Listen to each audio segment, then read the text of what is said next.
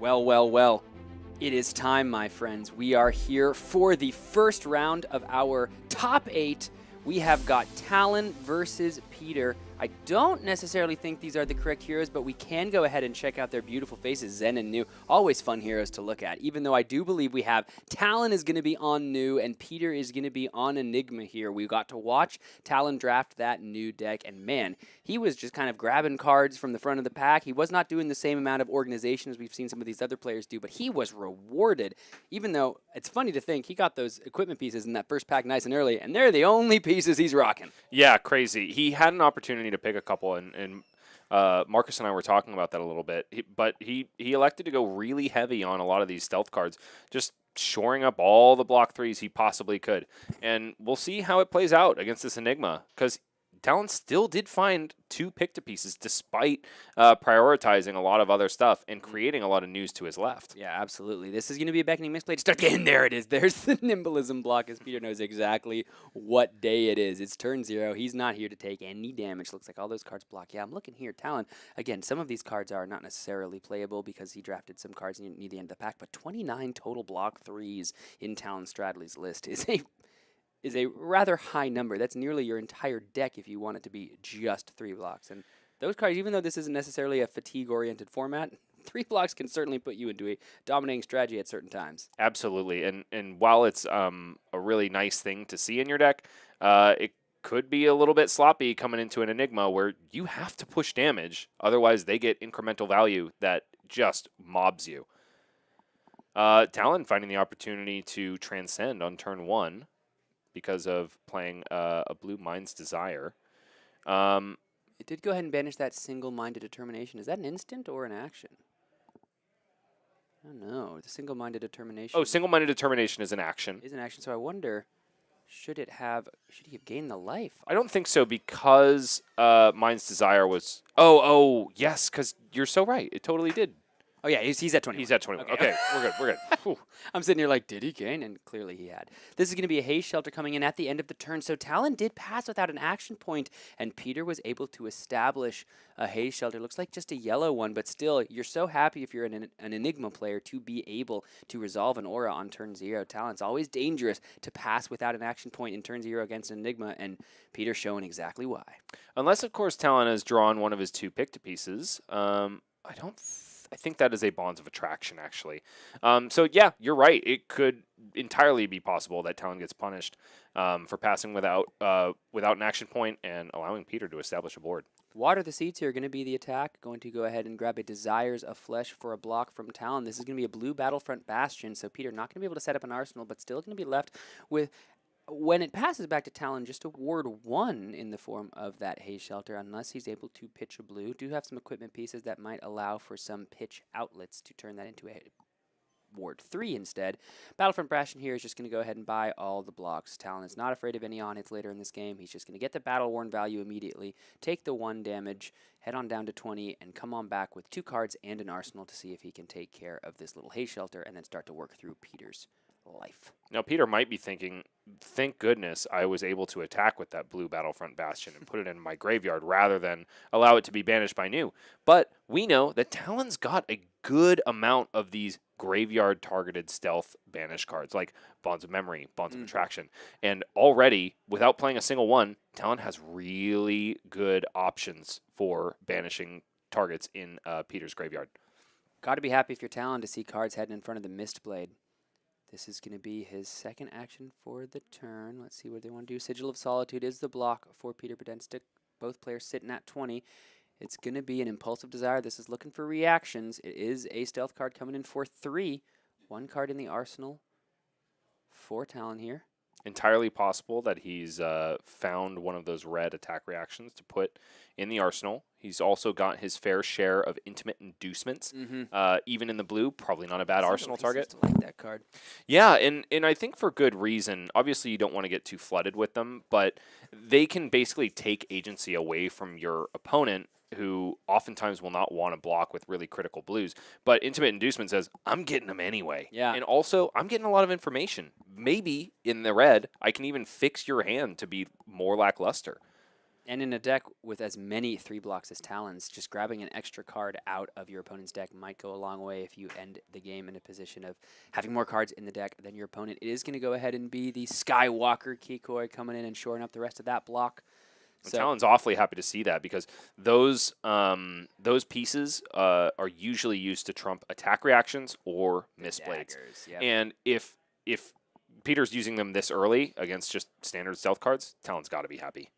Gravekeeping here, just going to go ahead and banish the Impulsive Desire in case something like another Preserved Tradition like we saw earlier on the turn 0 here. But you can see Peter's got a little wry smile this whole game. I think his draft was less than what he was hoping it would be, and I think you can kind of see that written on his face. He's attacking with the Water the Seeds. He's attacking with the Gravekeeping, and yes, Gravekeeping can do some work, but there's just, you can kind of see it on his face that he's not exactly the most pleased with this Enigma deck. But if there's one thing we know about Peter Buddensiek is he has played a lot of Flesh and Blood, and he's played at an extremely high level for quite a long time, as long as I've been playing the game. So if anyone can take a slightly less than optimal deck and turn it into some W's, it'll be Mr. Buddensiek. And speaking of slightly less than optimal, I have Peter's deck list in front of me, and namely from his power cards in the Mystic Illusionist slot, we're looking at 1 red Haze Shelter, 1 red Waning Vengeance. Otherwise, we do have a couple extra Haze Shelters and Waxing Vengeances floating around, but they're mainly in the yellow. Not a single Spectral Manifestations to speak of. So if a board gets cleared, it's going to be hard work for Peter to reestablish it in any meaningful way. We'll spend the 1 to Venomous Bite. Sure. And then we will Fang Strike. So 3, 7? Yep. 7 damage represented here for Talon on that Mind's Desire. Peter just going to go ahead and take it all, heading down. Oh, yeah, I'm at 18. Thank you for taking care of that. And then I'll I set banished more. the top card. Yes. 13 resolving the effect. You can go ahead and banish. It looks like that is a Yep. So I'll gain. non-attack action. So Talon's going to gain 1 life, going up to 19 here. And then. And maybe not the best blue for Talon to banish, at least as far as doing a super awesome wide turn later with News ability, but that incremental life gain is going to matter towards the end of this game. Counter on it. Swing 4 with go again. Oh, no, sorry, 3. And this is about as good as Peter's deck is going to get. Like we said, all of his kind of bomby bread and butter damage get their Enigma cards are kind of in yellow and blue. So this is one of the better situations that Peter can find. Still got 2 cards in hand, so we could even have more intense follow-up beyond that. Yeah, Waxing Spectre here, you saw Peter even represent 4 initially, be saying, wait, no, it's 3, because so often these Enigma decks are playing the red version of that, and that becomes such a nice little, Icelander-style play. You attack for 4, it can block for 3. If you can keep it around, it can attack for 4 again. These are the kind of numbers that these type of decks really like. You can hear his Ryan is 4 as he comes in with that red Wounding Blow, but still putting down some decent damage on Talon here. Let's see what he's going to be able to keep in the arsenal for later in this game. But this 4 damage Wounding Blow, you heard them talk in the Dev podcast somewhat recently that Wounding Blow was kind of like just the card that really made the limited format sing here, as the devs were talking about it on their show. Like once they found that card in this set, a lot of the pieces just started to work together. And so cool to see, a Welcome to Wraith card. I played that in my Emperor deck. Wounding Blow ain't half bad. We'll take 4. No, anything that says 0 for 4 on it, and if you tack a block 3 on there, holy, we've got a good card right there. Like I said earlier when we were talking, Sam, the longer you play Flesh and Blood, the sexier the number 4 and 7 and 3 get. So let's see. It looks as though Talon's keeping his whole hand here down to 12. So even though we've been talking about Peter's, potential stumbles throughout the drafting process, life totals are relatively even, but it's time to see what Talon can do with a full 5-card hand. The Mistblade's coming in. 4-1. 1 floating, Intimate Inducement in the pitch. Yeah, it really makes me wonder what else is in Talon's hand, because we've already seen one of those 3 critical red attack reactions, and we know that his deck is otherwise really flooded with stealth cards, which most often don't have go again. Pick to Pieces here, though, is exactly in its all-star position. Coming in against Enigma, Peter says, no blocks, show me what you got. And the answer is going to be for Talon. It's going to be a hiss. Yellow this time go around, so it's just going to pump yellow on yellow here, 2 to 4. That is going to take care of the Waxing Spectre, and it's going to create a Slither. Let's see if we're going to throw it on the combat chain. The answer is yes. And there's no way he wasn't going to with a card in hand and a card in arsenal, right? Talon's too good of a player to let cards go by the wayside.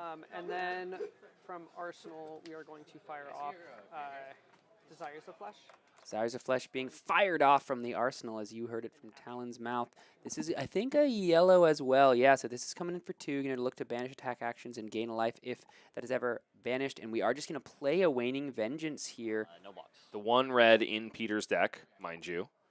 This is going to go ahead and create a Spectral Shield and shore up the damage from the Desires of Flesh, leaving Peter with still that card in arsenal. Now he's going to go ahead and play with the 2 floating, Yeah. the Haze Shelter. So a nice efficient use of the blue there for Peter. And now he's got some more to play with, including a Spectral Shield that can attack for free. However, without the +1 counter, won't have the go again. And this is the moment where you kind of see that Peter's draft maybe didn't go as best as it could, right? Because this is one of those hands that could really be cleaned up by Uphold Tradition, the best in slot illusionist piece. That being said, Peter's really happy just throwing down a red Haze Shelter and sending 4 here. The critical point here is not getting the full offensive value from your board before it is likely going to be cleared by Talon's turn. Yeah, let's see if he has any pitch outlets on this turn to get a blue in the pitch for both of those Haze Shelters, turning them from 1/1. turning them from Ward 1 to Ward 3 and Ward 4, yellow and red respectively here for Talon. So those Mistblades can do a good job of threatening. Unfortunately, it's not looking like it because all we have is the Passover in Peter's hand as far as blues that he can play or anything that he can play on his opponent's turn. So very likely that these Haze Shelters are either going to just go away because of Talon's damage, or Peter's going to have to defend them with his life. Blanche coming in, 2 reds joining the pitch zone here. This is coming in for 7. Let's see how Peter wants to try to defend this. If it hits, of course, the cards are going to lose the colors, but what kind of blocks is he going to be able to present and shore up to try to keep these Haze Shelters around and continue to threaten more damage? No floating, so Talon is all face up. Let's see, he's going to go ahead and pitch, flip over the Truth Retold, so we do find the pitch outlet. It is in the cloaked equipment, so now all of a sudden we have Ward 7 right there on the board. Excellent indeed. Peter's very happy to see that at this juncture of the game. No blocks here. Look at it. There it prevents 7. Does that prevent some? Yeah, because they have a blue. So it's- Sure does, Gotcha, Talon. gotcha. And then that guy is still up in a Yeah. chicken. Cool. Got it. All right, so Truth Retold going to stick around with, I believe, Ward 1 stapled onto it as well. And so now Talon draws up a hand of 4, no arsenal. What can Peter represent here? It's going to be a Nimblism into a, if that's a blue wounding blow, that does mean he's going to be able to transcend and create a Spectral Shield. Won't be able to attack with it because the wounding blow won't have go again, but, you know, small victories when you're playing blue wounding blow. Absolutely, and actually, I think Peter ended up with 2 Nimble Strikes in his deck. One in the red, one in the yellow. That's pretty good. Sets that up for later in the game. This might be a weird Enigma deck, but it may also be a really efficient one. Oh, okay, yeah. So you went to And then 12, and then you took 1, and then you're at 9 now? Yeah, Is this because I just- took 1 from, I blocked 3 on the 4. Oh, okay, okay. So now you're at 9? Yeah. Okay, yeah. Now I should, sorry, this, Yeah, so this I is- was at 11, that's hitting me for 2, I'm down Yeah, to yeah. 9. Yep. Math is one heck of a drug, Sam. I'm glad I'm not in their position right now. Down to 9 is Talon to Peter Buddensiek's 8, but no Ward left on the board as of yet. We'll see if that blue card comes out of the hand for Peter and he's going to transcend and create that Spectral Shield, or he wants to go ahead I'm going to pass. over. and figure something else out. But no, the answer is pass over, get rid of the hiss, create a chi, and immediately create the Spectral Shield with the +1 counter. Not going to be able to utilize it on this turn on offense, but keeping just a little bit of defense around, and hopefully if he's able to protect the President, that Spectral Shield will be able to come in for free with go again on his next turn. I tell you what, I think Talon is very happy that Peter didn't banish his red Blanche, especially because Preserved Tradition is going to be coming up and looming large in this late game. Yeah, see if he has one of those effects. I know he transcended earlier in the game. See if he has another one. This is going to be a Art of Desire Mind looking to banish blues, also coming in just for 1, but 2 cards in hand, and those 2 equipment pieces could also do a lot of work getting the go again and giving it +1 to get over the Spectral Shield here. But we also see a hiss in Talon Stradley's hand, so he is looking to go ahead and hiss his way into Enigma's mind, reveal her deepest secrets, and eventually she will make them all hers. Indeed, Sam.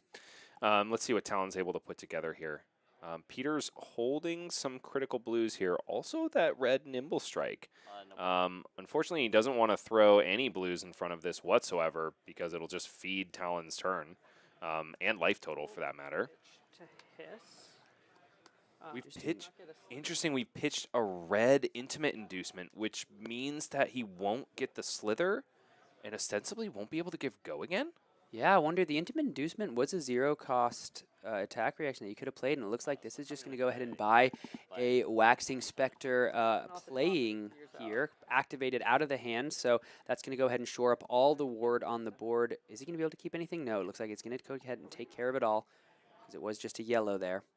So Ward 2 with the +1 counter, Ward 2, Ward 1 is going to take care of that, all with the Spectral Shield and the Truths Retold.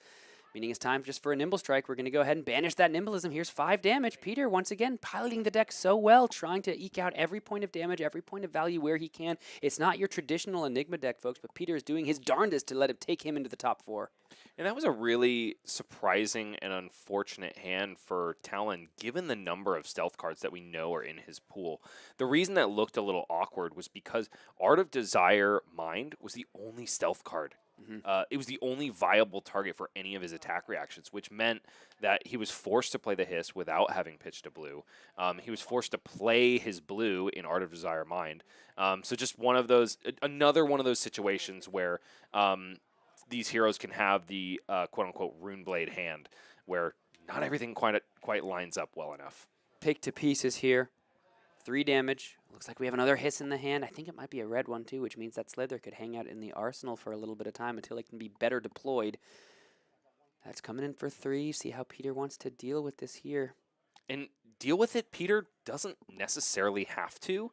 I mean, like, pick to piece, obviously he doesn't want to take damage, but pick to pieces is scariest when it's threatening an Enigma's board. And in this case, Peter's is wide open. That is bumping this up to a 7.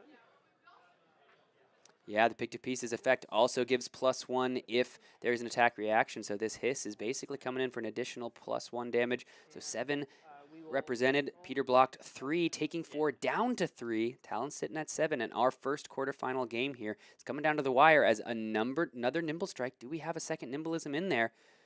Yes, we do from the very beginning of the game. So that's going to go ahead and get banished. Here's 4 more with go again. Peter is trying his best to keep this game close, keep himself alive in the top 8 here of the AGE Open. Sam, if you told me that generic attack Enigma was an archetype in this format, I would have told you you're lying to me. Peter's showing me otherwise. Can you check your banish? Yep. Check the banish here. You're going to find some blues. juicy targets here, Talon. Nimbleism is a nice pick. Let's see. Got this.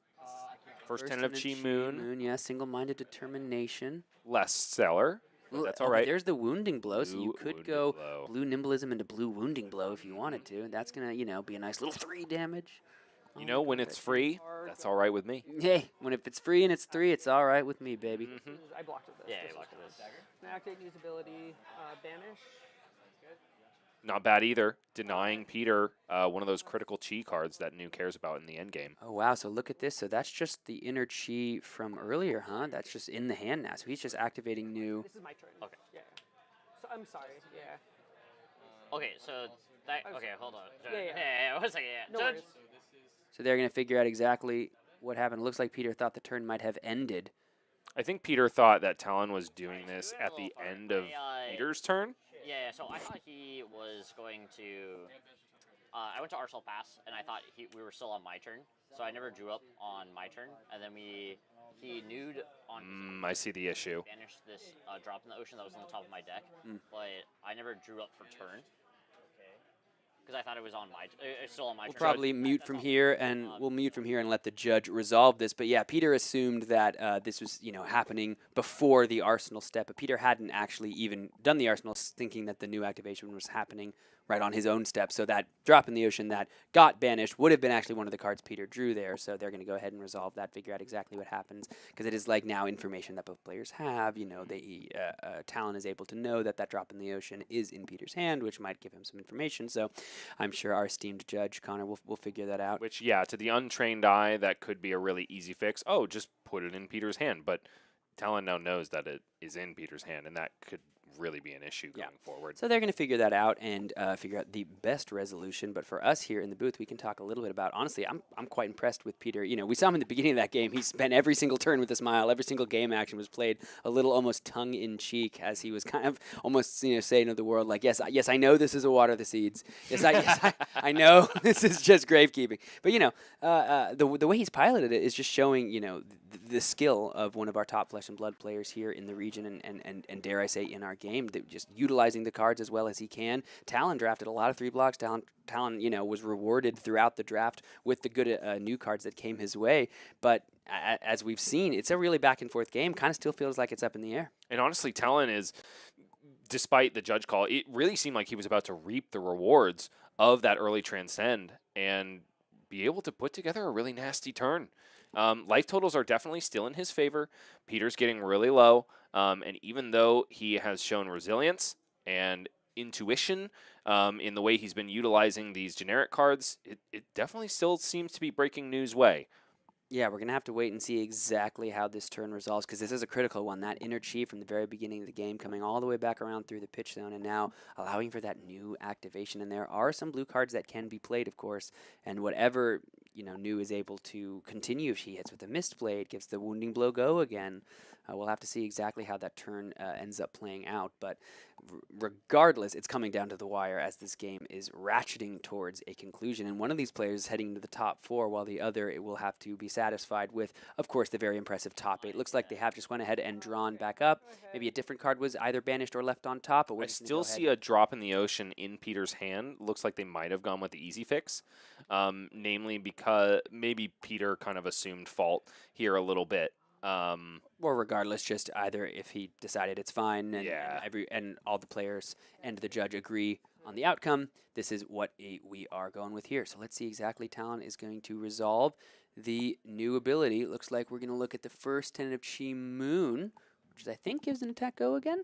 It's Blue the attack? draw card one. Ah, okay. So he still has his stilettos here. He also has a slither in the arsenal. Oh, you which so right, is bruh. going to allow him to You play the so wounding right. blow, draw 2 cards, Looks hit like, him yeah, with slither. He's coming in with the Mind's Desire first, so I think this is going to go ahead That works and too. attack. And if those are 2 first tinted Chi Moons, he's going to attack for looks like 2 here and draw himself. It'll 2 be for cards. 4. I'm sorry, it'll be for 3 because I think Talon is indicating a +2 with those 2 counters because of the nimblism. No, that nimblism No, should it's be just oh, plus I'm 1. sorry. So I'm yeah, sorry. plus It's 1 2. attack Yeah, for 2. Yeah, I didn't see the nimblism on the chain. Cast this, hold priority. Cast a drop, hold priority. Cast a drop, target here. Got it. Oh wow, A lot Peter of had a drops. drop Transcend In- these 2 cards. in the arsenal as well. So 2 cards being transcended. That Mind's Desire is no longer an attack for 2. It is an attack for 0. And no way he just drew another Chi card. No, he doesn't. He hasn't transcended yet. So he's got 3 Chi in the hand. He's deciding what card he wants to bottom here. Looks like it's just gonna be one of those Yeah, I 3 saw Chi the- because I less saw than the- that doesn't yeah, block. Makes sense. Poor Peter's at 3 here. Especially, unfortunately, Peter has had to telegraph that he's holding a boatload of chi, and Talon basically has a green light to do as much damage as humanly possible. Give and go again to the Mind's Desire here, and now does have the Mist Blades as well. All those blue cards are still able to be banished, or still able to be played from the new ability. Back, because each one closes the chain link. Yeah, Or all not 3 of attack. them because it's a non-attack, so it closes. Yeah. Okay. All right, here Doing we a little bit go. of cleanup. Mind's Desire, last attack on the chain with the Okay. Slither. That gave it go I again. have my action point. See how Talon wants to continue the turn. Still have those 2 equipment pieces that at any point could threaten to change the timbre of the turn significantly. Looks like Talon still has a good amount of blues in hand. It's 2 blues because we know that his 1 double trouble is blue.